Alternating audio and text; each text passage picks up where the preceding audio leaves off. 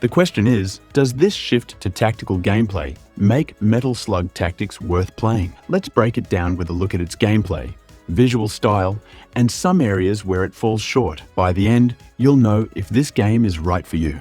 You'll recognize classic characters like Marco Rossi, Eri Kasamoto, and Tama Roving, who now come with unique abilities that add depth to the combat. Each character has strengths that fit different combat situations. Marco's heavy attacks are great against armored enemies, while Eri's grenade skills make her useful for clearing groups of weaker enemies. The idea is to mix up these skills and playstyles for a strategic edge.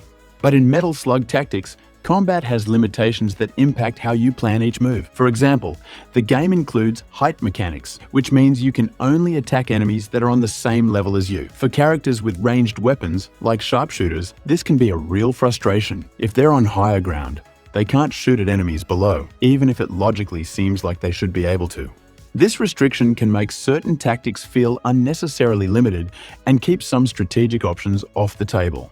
Cover is a huge part of tactical games, where positioning matters as much as the attacks themselves. But in Metal Slug Tactics, the cover system feels a bit strange. As long as there's a wall or obstacle nearby, your characters receive full damage reduction, regardless of the direction they're being attacked from. This can lead to odd situations where a character has full cover, even if the enemy is directly in front of them, almost like the wall behind them is blocking the attack. This setup breaks immersion because it makes cover feel like a general safety net rather than a smart tactic you can use for positioning. For a tactical game, this lack of realistic cover mechanics can feel underwhelming and take away from the depth that positioning would otherwise add to each encounter. The game also has a resource system that could use a bit more clarity. As you move around the map, you'll come across tiles that have items you can pick up, like ammo or health boosts. However, it's not always clear what you're actually collecting until after you've moved there, which can make it hard to plan your strategy. In a tactical game,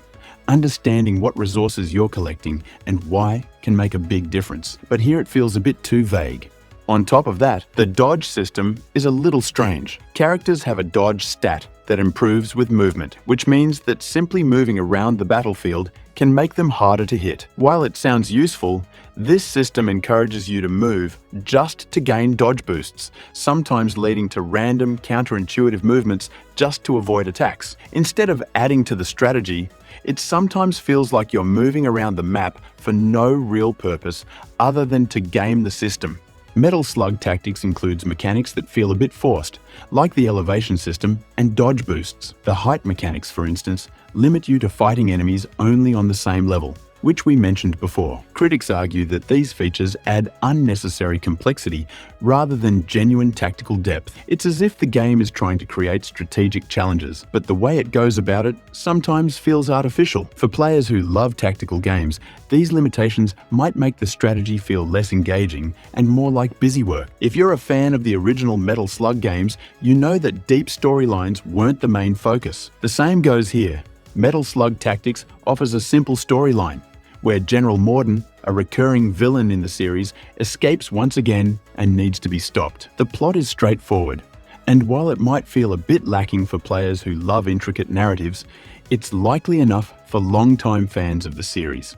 Since the game is more focused on its tactical combat, the story serves mainly as a backdrop, with minimal development. If you're here for a deep RPG story, you might be disappointed, but if you're okay with a light story that's secondary to the gameplay, you'll likely find it's enough to drive the action forward. One area where Metal Slug Tactics really shines is its visuals. The game sticks to the pixel art style that the Metal Slug series is famous for, and it does so beautifully. Every character, every enemy, and every explosion is animated with a lot of care. The bright colors and detailed pixel art bring the battlefield to life, making each encounter look and feel intense. Fans of the original Metal Slug games will appreciate how faithfully the visuals capture the charm of the series. It's clear that the developers, like their studio, put a lot of work into keeping the style of Metal Slug alive in a new format. And for many fans, this attention to detail will be worth the price of admission alone. Metal Slug Tactics brings a fresh take on the classic arcade series, with amazing pixel art and well-known characters like Marco, Eri, and Tama. The turn-based combat is fun and captures the Metal Slug charm, making it a great pick for newcomers.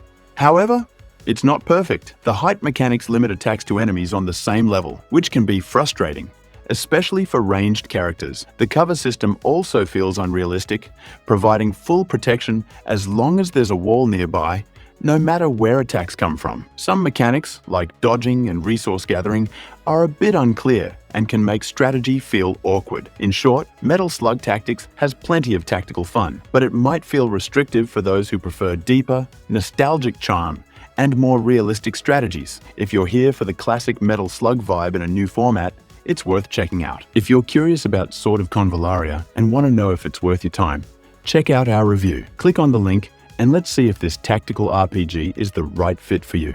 Don't miss it.